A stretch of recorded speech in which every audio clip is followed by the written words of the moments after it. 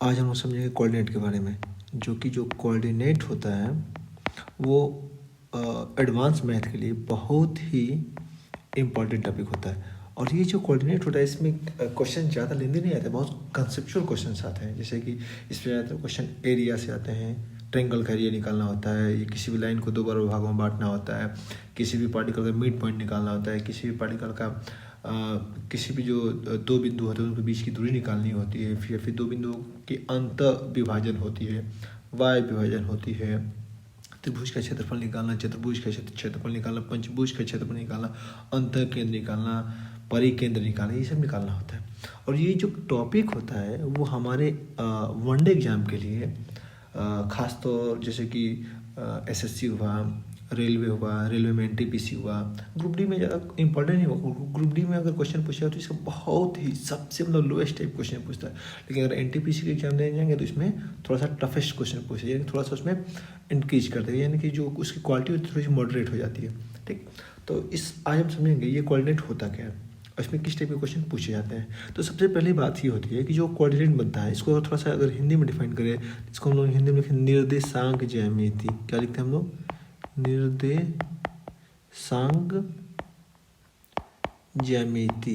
इसका मतलब ये होता है, देखिए इसको तोड़ेंगे तो निर्देश अंक ज्यामिति, यानी कि निर्देशित अंकों द्वारा, ज्या का मतलब तो पृथ्वी का जो मिति यानी कि मेजरमेंट, यानी कि निर्देशित अंकों द्वारा जो पृथ्वी का जो मापन करते हैं उसको लोग क्या बोलते हैं?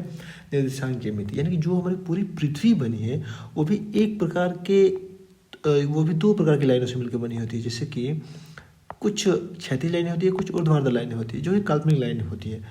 अब ये जो क्षैतिज लाइन होती है इसको वहाँ पे हम लोग बोलते हैं अक्षांश, और ये जो ऊर्ध्वाधर लाइन होती है उसको हम क्या बोलते हैं? देशांतर बोलते हैं। तो जो हमारा गूगल मैप लोकेट करता है वो इन्हीं अक्षांश और देशांतर के माध्यम से लोकेट करता है। और वो जो जैसे कि आप लोग देखे होंगे किसी भी वस्तु का कोऑर्डिनेट भेजना, यानी कि अपने लोकेशन शेयर करते हैं, तो वो कैसे लोकेट करता है, आप कहाँ हैं, कैसे हैं। ये जो अक्षांश और जो देशांतर लाइनें होती है ना, इन्हीं के माध्यम से वो लोकेट करते हैं कि आप कहाँ हैं, कैसे हैं। सेम उसी प्रकार की जानकारी हम कोऑर्डिनेट में समझेंगे। और कोऑर्डिनेट भी क्या होता है? कोऑर्डिनेट में भी हमारे अक्षांश होते हैं, और ये जो अक्षांश होते हैं इन अक्षांशों से हम लोग समझेंगे कि किस टाइप के कौन कौन से कोऑर्डिनेट होते हैं। ये देखिए, ये हमारा हुआ एक्सिस से, ये हमारा एक्स एक्सिस होता है, और ये जो हमारा होता है वाई एक्सिस होता है। ध्यान दीजिएगा, जो एक्स एक्सिस होता है इसको हम रियल एक्सिस बोलते हैं। हम लोग क्या बोलते हैं? हम लोग रियल एक्सिस बोलते हैं। इसको हम लोग क्या बोलते हैं? इमेजिनरी एक्सिस बोलते हैं। क्यों इसको रियल बोलते हैं, क्यों इसको इमेजिनरी बोलते हैं? क्योंकि देखिए, आप कहीं भी अगर आप खड़े होंगे तो ये जो एक्सिस होगा, ये एक्सिस हमेशा आपको मिलता जाएगा। लेकिन जहाँ आप खड़ेंगे, जैसे मान लीजिए आपने खड़ा हो गया यहाँ पे, तो ये हमारे लिए क्या होगा? ये हमारा एक्स एक्सिस तो वही है, लेकिन वाई एक्सिस में क्या होगा? चेंज होगा। और हम खड़े हो गए यहाँ पे, तो एक्स एक्सिस तो वही है, हमारे किस एक्सिस में चेंजिंग हो गया? वाई एक्सिस में चेंजिंग हुआ। तो ये जो चेंजिंग होता है वो किसके माध्यम से होता है? तो ये एक्सिस के माध्यम से चेंजिंग होते हैं। ठीक, अब समझ जाए। तो ये मान लीजिए हमारा एक्स एक्सिस हुआ, ये वाला एक्स एक्सिस हुआ, और ये वाला हमारा क्या होता है? हमारा वाई एक्सिस होता है। थोड़ा सा कोऑर्डिनेट का इसको देखा जाए कैसे डिफाइन करते हैं हम लोग। देखिए थोड़ा सा, ये एक्स एक्सिस हुआ और ये वाला हमारा वाई एक्सिस हुआ। ठीक, इधर हमारा प्लस होता है, क्योंकि अब जब भी नंबर लाइन डिफाइन करते हैं, ध्यान दीजिएगा यहाँ पे, जब भी नंबर लाइन डिफाइन करते हैं तो नंबर लाइन में मिड पॉइंट क्या होता है? शून्य होता है। और इधर जाएंगे तो हमारे नंबर क्या होती है? पॉजिटिव होती है। और नंबर लाइन से दाहिने जाने में पॉजिटिव, और नंबर लाइन जो मिड लाइन है शून्य से, यानी इसके आगे इधर जाएंगे तो पॉजिटिव होगा। और लेफ्ट साइड में क्या होती है? हमारी निगेटिव होती है। तो मतलब इधर हमारा क्या होगा? पॉजिटिव होगा, और इधर हमारा क्या हो जाएगा? निगेटिव होगा। ठीक, अब देखिए, हर आदमी प्रमोशन चाहता है, तो प्रमोशन का मतलब क्या होगा? ऊपर की तरफ जाएगा तो प्रमोट, यानी कि वो पॉजिटिव होगा, और नीचे की तरफ आएगा डिमोशन होगा तो वो हमारे क्या होगा? नेगेटिव होते हैं। ठीक, ध्यान दीजिएगा। अब एक बात बताइए, ये हमारा जो होता है, ये हमारा फर्स्ट क्वाड्रेंट होता है, ये हमारा सेकंड क्वाड्रेंट होता है, ये वाला हमारा थर्ड क्वाड्रेंट होता है, और ये वाला हमारा क्या होता है? फोर्थ क्वाड्रेंट होता है। यानी कि क्वाड्रेंट हमारे कितने प्रकार के होते हैं? 4 प्रकार के होते हैं। और इन चारों क्वाड्रेंट में इसका साइन क्या होता है? साइन कन्वर्जन क्या होता है? इसके बारे में चर्चा करेंगे हम लोग। अच्छा, एक बात बताइए, जो फर्स्ट क्वाड्रेंट होता है वो किस किस से मिलकर बना होता है? ये देखिए, तो ये वाली लाइन और ये वाली लाइन, यानी कि ये जो एक्स एक्सिस से मिलकर बना है और ये वाई एक्सिस से मिलकर बना होता है। तो पहले हम रियल की वैल्यू पुट करते हैं, तब इमेजिनरी की वैल्यू पुट करते हैं। तो इसलिए ये जो एक्स एक्सिस होता है इसको इसकी वैल्यू पुट करते हैं और इसको हिंदी में हम लोग भुज भी बोलते हैं। कभी कभी क्वेश्चन में पूछते हैं भुज क्या होती है, कोटि क्या होती है। और ये जो वाई एक्सिस होता है उसको हम लोग क्या बोलते हैं, कोटि बोलते हैं। थोड़ा सा इसको ध्यान में रखिएगा, ठीक है। तो ये जो पहला क्वाड्रेंट होता है यानी कि प्रथम चतुर्थांश होता है, किससे मिलकर बना होता है, तो एक्स एक्सिस और ये वाई एक्सिस है। तो एक्स एक्सिस यहाँ साइन क्या है, पॉजिटिव, यहाँ वाई एक्सिस का साइन क्या है, पॉजिटिव। तो यानी कि इस क्वाड्रेंट का साइन क्या होगा हमारा, प्लस प्लस हो जाएगा। यानी कि पहले वैल्यू पुट करते हैं एक्स की, तब वैल्यू पुट करते हैं हम लोग किसकी, वाई की पुट करते हैं, ठीक। अब ध्यान दीजिए सेकेंड क्वाड्रेंट की बात करेंगे। तो सेकेंड क्वाड्रेंट की अगर हम बात करें तो सेकेंड क्वाड्रेंट किन से मिलकर बना है, देखिए तो इन दोनों से मिलकर बना है ना। अब इसमें जो x की वैल्यू क्या है, नेगेटिव है, और y की वैल्यू क्या है, पॉजिटिव है। तो इसका क्वाड्रेंट, इसका साइन क्या होगा हमारा, माइनस प्लस हो जाएगा, ठीक। अब हम थर्ड क्वाड्रेंट की बात करेंगे तो देखिए तो थर्ड क्वाड्रेंट किन किन से मिलकर बना है, इन दोनों से मिलकर बना होना है। जब इन दोनों से मिलकर बना है तो x की वैल्यू क्या है हमारा, माइनस, और ये y की वैल्यू क्या है हमारी, माइनस। यानी कि ये दोनों, ये साइन क्या होगा हमारा, माइनस माइनस, नेगेटिव नेगेटिव। अब जो हमारा फोर्थ क्वाड्रेंट होता है, ये जो फोर्थ क्वाड्रेंट है ये किन किन से मिलकर बना है, थोड़ा देखिए तो ये हमारा प्लस और ये लो माइनस, यानी कि इस क्वाड्रेंट का साइन क्या होगा हमारा, प्लस और माइनस हो जाएंगे। तो कहने का तात्पर्य होगा कि जो फर्स्ट क्वाड्रेंट है ये क्या है, plus plus, second quadrant minus plus, third quadrant minus minus, और फोर्थ क्वाड्रेंट हमारे क्या होंगे, प्लस माइनस होते हैं। अगर हम पूछें कि 2 और -4 कौन से क्वाड्रेंट में आएंगे, देखिए तो इसका साइन क्या है प्लस, इसका साइन क्या है माइनस, तो ये कहाँ आएंगे, देखिए तो प्लस माइनस किस क्वाड्रेंट में आएंगे, ये हमारे फोर्थ क्वाड्रेंट में आएंगे, ठीक। अब थोड़ा बिंदुओं का निरूपण देख लीजिए। तो जैसे हम यहाँ ये करते हैं कि 2 और -3 को निरूपित करना है। देखिए तो 2 और जब -3 को निरूपित करना होगा तो एक चीज़ बताइए, ये 2 कौन से क्वाड्रेंट पे चला है, एक्स क्वाड्रेंट पे, ये 3 किस पे चला है, वाई क्वाड्रेंट पे।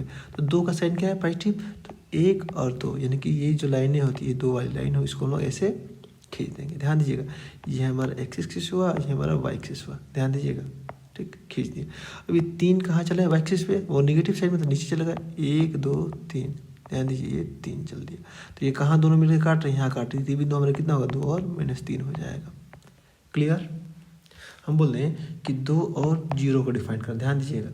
तो 2 और जब 0 को डिफाइन करना होगा, ये देखिए तो ये हमारा एक्सिस होगा, ये एक्स एक्सिस हुआ, ये हमारा वाई एक्सिस हुआ। जब 2 और 0 को डिफाइन करना होगा तो एक बात बताइए, 2 कहाँ चला है, एक्स एक्सिस पे, 1 और 2, और वाई एक्सिस पे कितना चला है, कुछ नहीं चला है, शून्य, मतलब कुछ नहीं चला। तो ये बिंदु हमारा कहाँ हो जाएगा, 2 और 0, यही हमारा बिंदु क्या होगा, 2 और 0 हो जाएगा। यही हम बात करें कि 3 और -3 और ये -4 को डिनोट करना है, प्रदर्शित करना है। देखिए कहाँ होगा, -3 कहाँ जाएगा, एक्स एक्सिस पे बाएं तरफ में, 1 2 3, यानी कि ये हमारा -3 हो जाएगा। और 4 किधर जाएगा, -4 नीचे की तरफ। तो 1 2 3 4, इनको इधर लाइए और इनको इधर लाइए, कहाँ मिल रहा है, ये मिल रही थी। ये बिंदु हमारा कितना हो जाएगा, -3 और ये -4 हो जाएगा। और ये कौन सा क्वाड्रेंट है हमारा, थर्ड क्वाड्रेंट है, ठीक। ऐसे निरूपण होता है। अगला टॉपिक हम लोग देखते हैं, दो बिंदुओं के बीच की दूरी, यानी कि इसको हम बोलते हैं डिस्टेंस फार्मूला।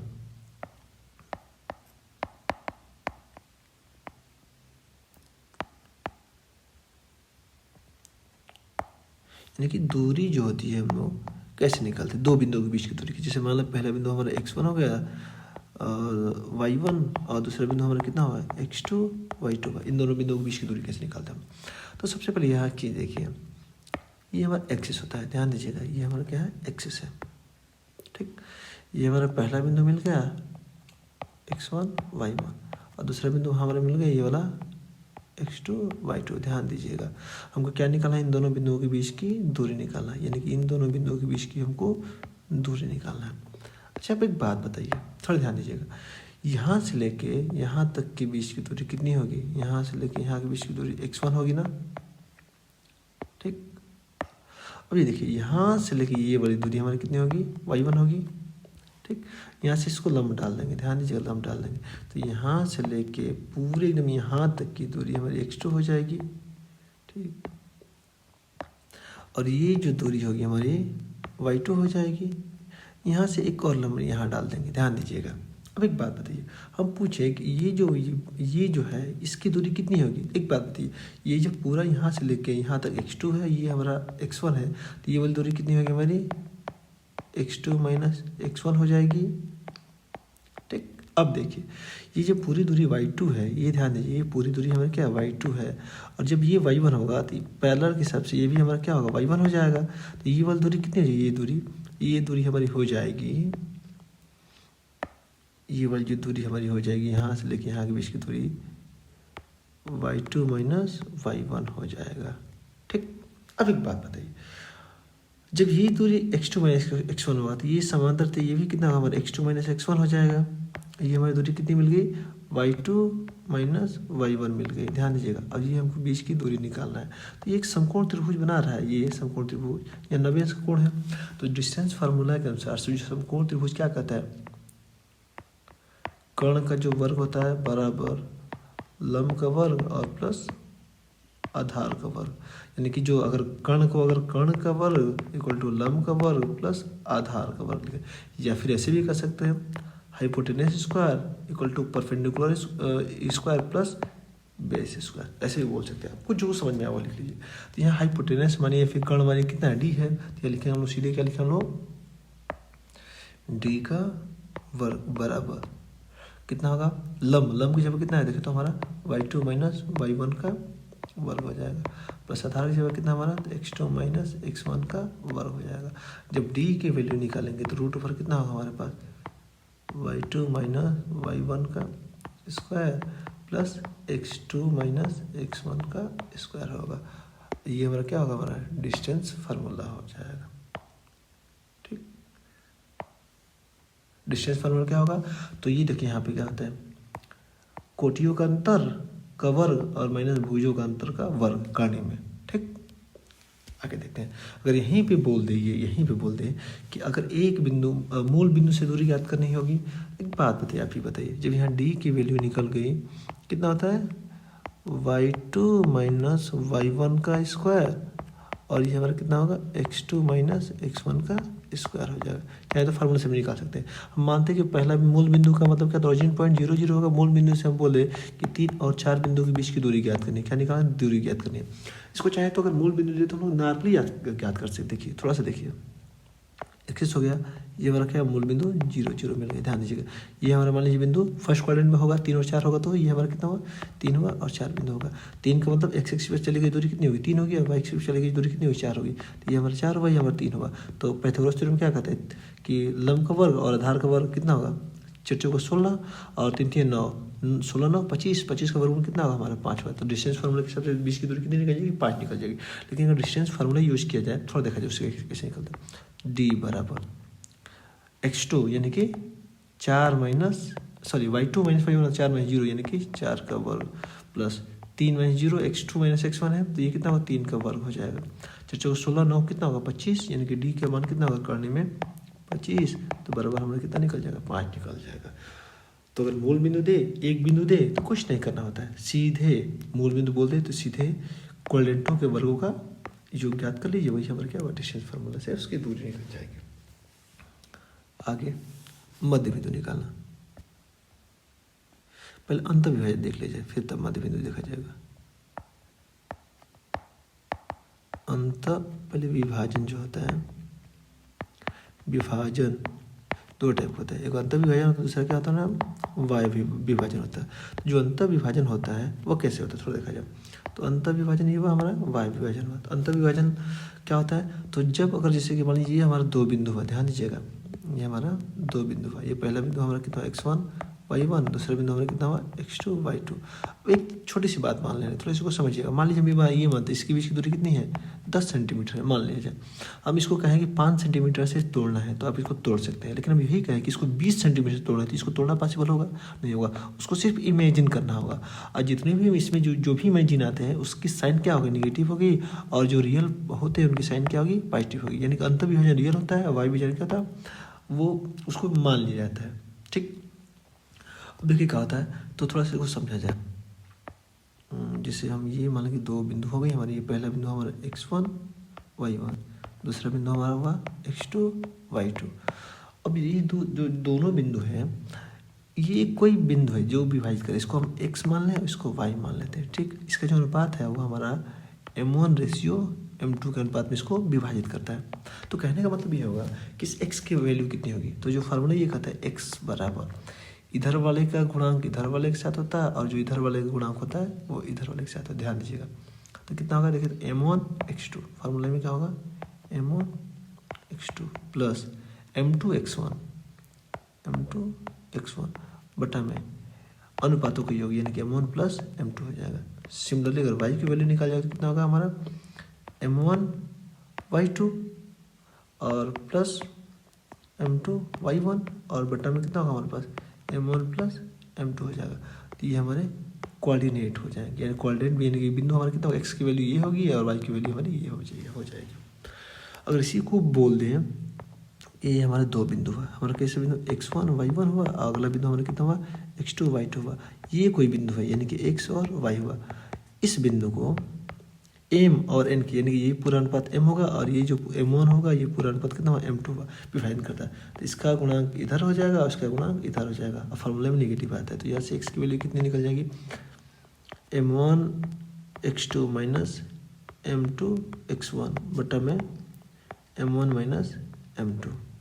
y की वैल्यू कितनी चाहिए हमारे पास m1 y2 minus m2 y1 बटा में m1 माइनस m2 हो जाएगी। तो ये हमारी हुई y विभाजन, ये हमारा अंतर विभाजन है। तो जो y अंतर विभाजन होता है वो हमारा क्या होता है, रियल होता है। y विभाजन क्या होता है हमारा, वो काल्पनिक होता है। एक और बात यहीं से निकालेंगे हम लोग मध्य बिंदु। क्या निकालेंगे हम लोग, मध्य बिंदु निकालेंगे।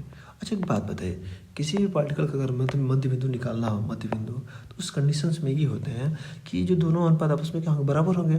तो क्यों ना हम इसी का यूज करके हम मध्य बिंदु निकालें। तो यहाँ से x की वैल्यू निकालेंगे, जब दोनों अनुपात बराबर हो तो m1 और m2 दोनों बराबर होंगे, तो दोनों के बराबर मान लीजिए। अब उस अनुपात में कितना होगा m1 बराबर m2 बराबर, उसको हम k मान ले रहे हैं, ध्यान दीजिए। तो कितना होगा, तो k x2 plus k x1 बटा में k प्लस k होगा, ऊपर से k कॉमन कर लेंगे तो कितना बचेगा हमारे पास x1 प्लस x2 बटा में 2k होगा। तो k से k कैंसिल, तो कितना बचा हमारा सीधे x1 प्लस x2 बटा में 2 बचा। सिमिलरली अगर बात करें तो y की वैल्यू कितनी हो जाएगी हमारे पास y1 प्लस y2 बटा में 2 हो जाएगा। तो मध्य बिंदु का कोऑर्डिनेट क्या होता है, दोनों बिंदुओं का योग बटा में 2। ठीक, तो कोई हम बोल दें कि दो बिंदुओं की मध्य बिंदु निकालना, यानी कि हमारा x1 हुआ, ये y1 हुआ, दूसरा बिंदु हमारा कितना हुआ x2 y2 हुआ। तो मध्य बिंदु कितना होगा हमारे पास x1 प्लस x2 y2 और ये y1 प्लस y2 y2 हो जाएगा। ये हमारा मध्य बिंदु हो जाएगा। क्लियर, आगे चलते हैं हम लोग। तीन बिंदुओं का मध्य बिंदु पूछे तो क्या होगा, तो तीन बिंदुओं का मध्य बिंदु नहीं पूछता है, सीधे समझिए। तीन बिंदुओं के लिए क्या होता है, तो त्रिभुज बनता है हमारा। तो त्रिभुज ये जो बनता है हमारा, ये हमारा x1 y1, ये हमारा बिंदु कितना हुआ x2 y2 हुआ, ये वाला बिंदु हमारा कितना हुआ x3 y3 हुआ। इसका जो केंद्रक अगर पूछ दे तो ये जो केंद्रक होता है इसकी वैल्यू निकालें। तो केंद्रक क्या होता है हमारा, तो तीनों का योग बट्टा में 3 हो जाएगा, यानी कि x1 plus x2 plus x3 बट्टा में 3 हो जाएगा। अगर y की वैल्यू निकालना होगा तो कितना होगा हमारा y1 plus y2 plus y3 बटा में 3 हो जाएगा। क्लियर। अगर त्रिभुज के क्षेत्रफल पूछिए तो त्रिभुज के क्षेत्रफल का फॉर्मूला आप डायरेक्ट याद कर लीजिए। त्रिभुज का जो क्षेत्रफल होता है 1/2, इसका सर्कल चलता है, ध्यान दीजिएगा, ABC चलता है। ये अगर 1 होगा, ये 2 होगा और ये 3 होगा, तो 1 2 3 ऐसे रूप में चलता है। ध्यान दीजिएगा, ये हमारा x1 हुआ, ये y1 हुआ, ये हमारा x2 y2 हुआ, ये वाला कोऑर्डिनेट हमारा x3 y3 हुआ। तो कैसे चलता है वो ध्यान दीजिएगा, ऐसे चलेगा, ये यहाँ से ऐसे चलेगा, ऐसे चलेगा, अब फिर यहाँ से ऐसे जाएगा। तो ये कैसे चलता है थोड़ा ध्यान दीजिए। 1/2 x1, अब x1 लिख दिए तो y1 माइनस y2 होगा, सॉरी x1 लिख दिए तो 1 की वैल्यू खत्म हो गई, तो अब 2 माइनस 3 होता है, यानी कि y2 माइनस y3 हो जाएगा। प्लस अगर अब x2 लेंगे तो x2 लेंगे, ये लेंगे तो कितना होगा हमारा, तो y3 माइनस y1 होगा, तो y3 माइनस y1 हो जाएगा। अगर हम x3 लेंगे तो कितना होगा हमारा, जब x3 लेंगे तो y1 माइनस y2 हो जाएगा, या कितना होगा y1 माइनस y2 हो जाएगा। ठीक, ये हमारा फार्मूला होता है। ये किसका, त्रिभुज के क्षेत्रफल का। अगर हम चतुर्भुज के क्षेत्रफल निकालना होगा, ध्यान दीजिएगा, चतुर्भुज के क्षेत्रफल निकालना होगा, जैसे हमारा ये बिंदु हमारा होगा x1 y1, ये वाला बिंदु हमारा x2 y2, ये वाला बिंदु हमारा x3 y3, ये वाला बिंदु हमारा x4 y4। अगर इसका क्षेत्रफल निकालना होगा तो कुछ नहीं करना है, बड़ा आसान सा फार्मूला होता है। इसको बीच से काट दीजिए, तो ये हमारा अलग त्रिभुज बन गया, ये अलग त्रिभुज बन गया। इसका क्षेत्रफल अलग निकाल दीजिए, इसका क्षेत्रफल और दोनों को लास्ट में जोड़ देंगे, तो ये हमारा पूरा पूरा क्या होगा, चतुर्भुज का क्षेत्रफल निकल जाएगा। ठीक, तो क्वेश्चन इसी टाइप के पूछेंगे।